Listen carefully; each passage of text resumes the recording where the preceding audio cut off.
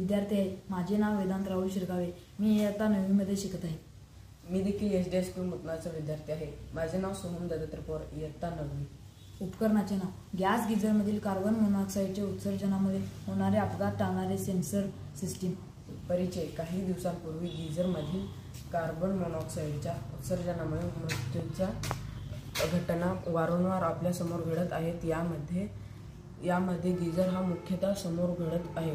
यामध्ये गीझर हा मुख्यतः बाथरूममध्ये बसवलेला असतो व बाथरूममध्ये खूपदा खिडकी सुद्धा नसते.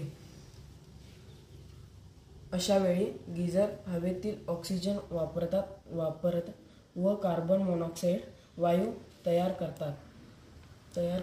खूप वेळेला त्यामुळे बाथरूममध्ये कार्बन मोनॉक्साईड प्रमाण वाढते. म्हणून कार्बन मोनॉक्साईड संपूर्ण बाथरूममध्ये पसरतो व नकळत आपण ऑक्सिजन ऐवजी कार्बन मोनॉक्साईड श्वासाद्वारे आपण शरीरात घेतो.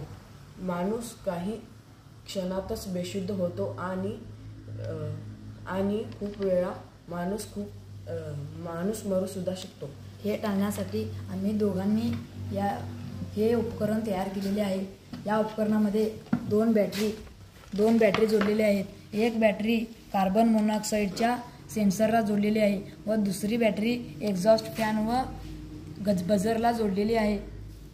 या उपकरणामध्ये बाथरूममधील गीझरमुळे कार्बन मोनॉक्साईडचे प्रमाण वाढायला लागल्यावर सेन्सर ते डिटेक्ट करते. डिटेक्ट केलेले सिग्नल सेन्सर सर्किटमध्ये पाठवले जाते. यामुळे अलार्म वाजतो आणि सिस्टीममधून एक्झॉस्ट फॅन ऑटोमॅटिक चालू होतो. फॅन चालू झाल्यामुळे कार्बन मोनॉक्साईड बाथरूम बाहेर निघण्यास मदत होते आणि यामुळे होणारी दुर्घटना टाळता येऊ शकते. अलर्ट सिस्टीम: बझर लाईटच्या माध्यमातून धोक्याचा इशारा दिला जातो व तत्काळ गॅस गीझर बंद करण्यास आणि खिडक्या उघडण्यास सांगितले जाते. ही सिस्टीम कोणाला मदत करू शकते.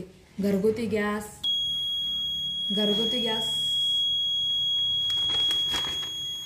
गॅस गीझर वापरणारे कुटुंब, वृद्ध किंवा मुले असलेली घरे, लहान हॉटेल्स, लॉज हॉटेल्स जिथे गॅस गीझर मोठ्या प्रमाणावर वापरले जाते तेथे.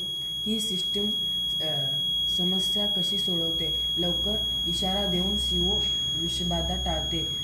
स्वयंचलित कट ऑफमुळे जीवितहानी शक्यता कमी होते.